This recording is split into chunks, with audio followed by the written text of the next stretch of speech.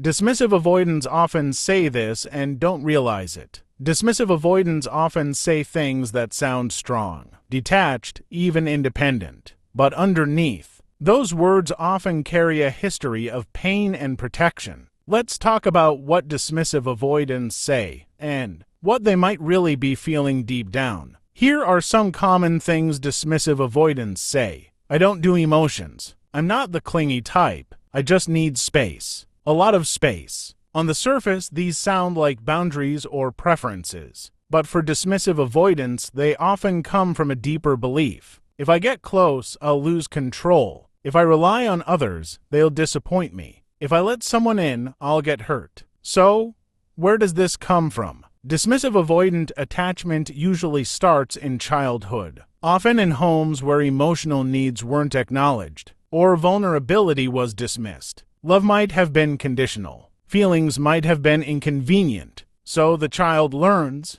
it's safer not to need. It's better to be self-sufficient. As adults, that turns into emotional distance. They may appear calm under pressure, but avoid emotional intimacy. They may value independence so highly, it becomes a wall. And they may not even realize they're doing it, because it's all they've ever known. The tricky part is, dismissive avoidants don't always feel avoidant. They're not walking around thinking, I have an attachment style problem. They just feel more comfortable in logic than in emotion, more at ease alone than in intimacy. So when a partner wants more closeness, a dismissive avoidant might say, why do you always need so much from me? You're too emotional. I don't see why we need to talk about everything. Just let it go. What they often don't realize is, it's not the partner who's too much. It's that emotional intimacy feels foreign and maybe even threatening. Here's what dismissive avoidants often